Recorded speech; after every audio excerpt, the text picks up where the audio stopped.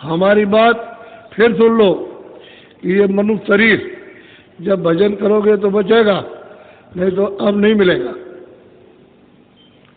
इसी शरीर छोड़ने के बाद दोबारा नहीं मिलता, और भजन करने लगो तो ही मिल जाएगा, तो मिलेगा। क्योंकि आपने शुरू किया अपना काम, और जब शुरू किया है तो जब तक पूरा नहीं होगा तब तक ही मिलेगा, बराबर मिलता रहेगा। क्योंकि यहाँ जो बोझा लदा इसकी हो जाएगी दबाई, तो शरीर पे मिलेगा।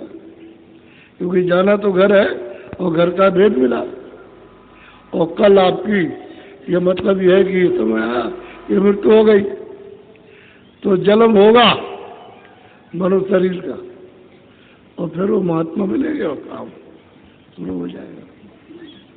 वो तो हो जाएगा, लेकिन ऐसे नहीं मिलेगा। ऐसे मनुष्य शरीर मिल जाएगी, किसी को नहीं मिलेगा।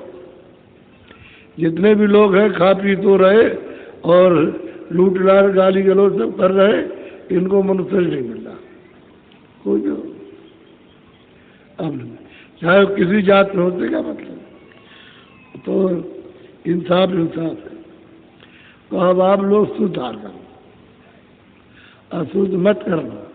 हमने कल सुगम सीधा और ये कहा कि तुम लेट कर आंख बंद करो, कान बंद करो, और मन को, बुद्धि को, चित्त को इधर से चारों तरफ से हटाकर इधर अंदर कान के साथ, अंदर आंख के साथ लगा दो, और 15 दिन तक तुम लेट के कर लो, तुम्हारा कान खुल जाएगा और तुम अंदर में अनैध धुनी वाणी और वेद वाणी सुनने लगोगे।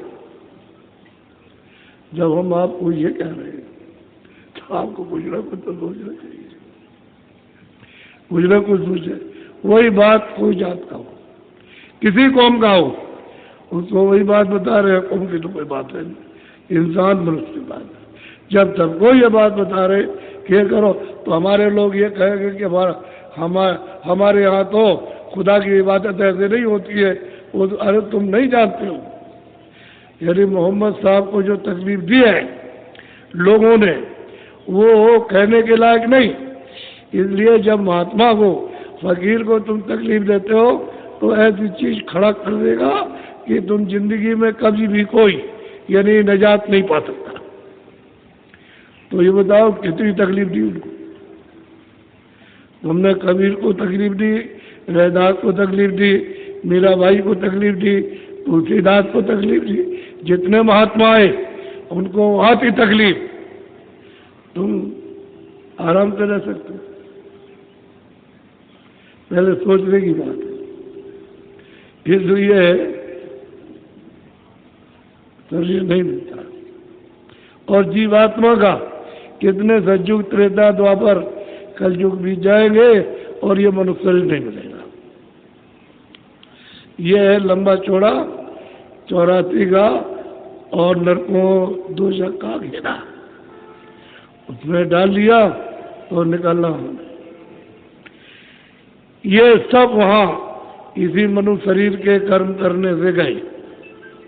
जब आपने खराब काम किया तो आपको मतलब पशु पंछी में, और खराब काम किया तो आपको नरकों में, सीधा किसी जब आत्मा को नहीं भेज सकते। जो मालिक ने दान में दिए हैं इनकी सेवा करने पर और खुश हो गए तो सीधा नहीं भेज सकते। तुमने जो विधान बनाया उसका उल्लंघन आप करेंगे तब वो भेजेंगे। ये सब जीवात्माएं, ये सब की सब चर में खचाखच भरी हुई है। ये सब ये दुष्कर्मों से वहां गई, सबको वो बंद किया गया।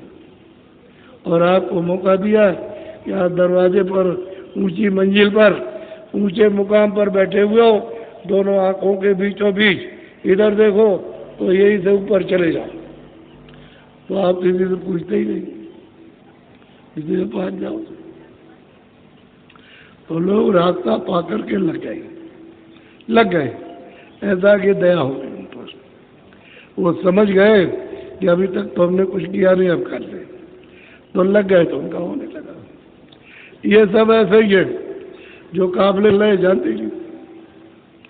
जब धीरे धीरे इनको सुनाया और कराया तो चल पड़े। अब इनसे पूछो तो आपको इशारा बताएंगे। आप भी इन्हीं की तरह से जब चलने लगोगे तो तुम भी ऐसे ही हो जाओगे। पहले तो अज्ञानी थे, ये क्या बता रहे हो, क्या बता रहे, क्या करते। ये कोई अखाड़ा संसारी थोड़ी है, ये तो परमार्थ का अध्यात्मवाद का अखाड़ा।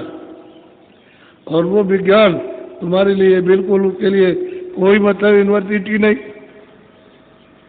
अरे रैदास और कबीरदास और पलटू साहब और नानी जी, इनके लिए कौन सी यूनिवर्सिटी थी?